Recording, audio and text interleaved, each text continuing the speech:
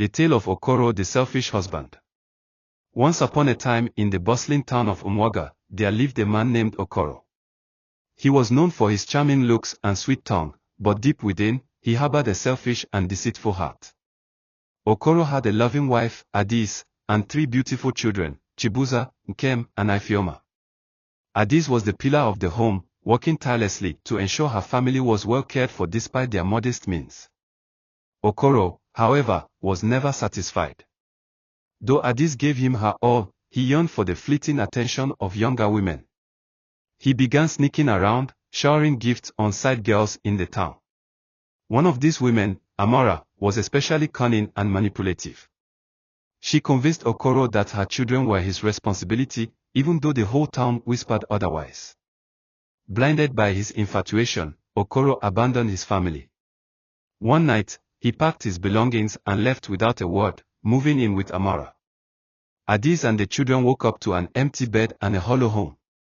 Weeks turned into months, and life became a struggle for Adis. She worked even harder, taking up odd jobs and relying on the kindness of neighbors to feed her children.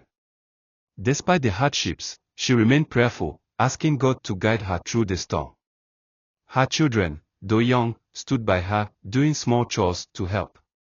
Meanwhile, Okoro lavished all his resources on Amara and her 2 children, Chinya and Obina. He enrolled them in the best schools and bought them expensive clothes. He boasted to anyone who would listen about his new family. But unknown to him, Amara was only using him. One fateful day, Okoro returned home from the market to find Amara and her children gone. They had emptied his house, taking everything of value. Devastated, he realized he had been a fool. With nowhere else to turn, Okoro decided to go back to Adis and his children. He arrived at their home, unkempt and ashamed, expecting to find them in despair. To his surprise, Adis had managed to build a thriving business selling fabrics, and her children were flourishing in school. They were happier than he had ever seen them. Okoro fell to his knees, begging for forgiveness. Adis looked at him with a mix of pity and resolve. "Okoro," she said, "for the sake of our children, I will not bear hatred in my heart. But you must live with the consequences of your choices. You left us when we needed you most.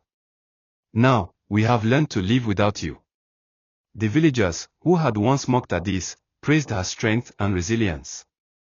Okoro, shamed and alone, became a cautionary tale in Umuaga, a reminder that selfishness and betrayal lead only to ruin.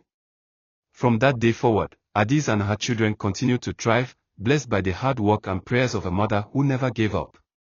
And as for Okoro, he lived a lonely life, haunted by the family he had abandoned for fleeting pleasures.